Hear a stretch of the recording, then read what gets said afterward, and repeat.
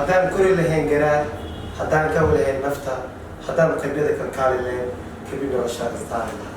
Kusoo dhawow barnaamijka Talada Ardayga oo toddobaadkiiba marka baxa YouTube-ka sheekada goobta istaaga. Waad ku mahadsantihiin sida aad nala socotaan. Waxaa barnaamijka toddobaadkan ku qaadan doonaa guusha ardayga. Guusha ardayga, guuleysa ardayga. Marka ardayga guusha raba inuu gool gaaro muxuu sameynaya? Waxaa laga yaabaa inaad jeceshahay inaad kaalmaha hore gasho.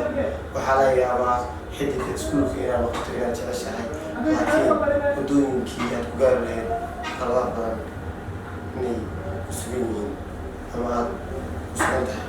Marka sida guusha waxaa abuuri kara inaad samaysa ama aad weeleyso guuldarooyinkii hore. Haddii ay ku qornay guuldarooyinkaas research ku samee hel waxyaalahii sababay guuldarooyinkaas.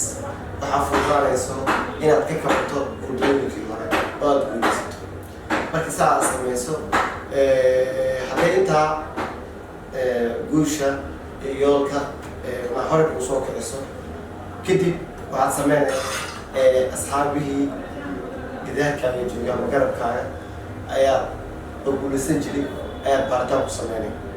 Markaad baaritaan ku samayso waxaad helay sirta ay ku guuleysan jireen.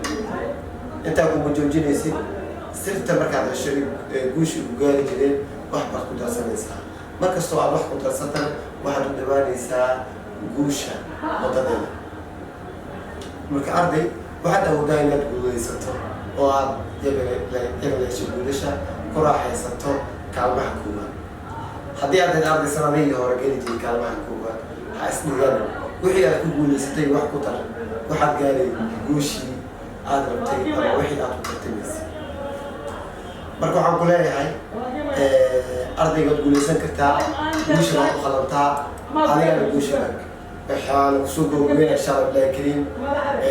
Sheekh Mustafa wuxuu yiri qof kasta qofka uu ka nolol fiican yahay wuu ka dadaal badan yahay. Sax waaye, qof kasta qofka uu ka dadaal badan yahay wuu ka guula hanasha badan yahay. intaasaan ku darayaa. haddaan kori lahayn garaad, haddaan ka walahayn nafta, haddaan qabyada kalkaali lahayn kabi noloshaa istaari lahaa. Assalaamu calaykum warahmatullahi wabarakaatuh.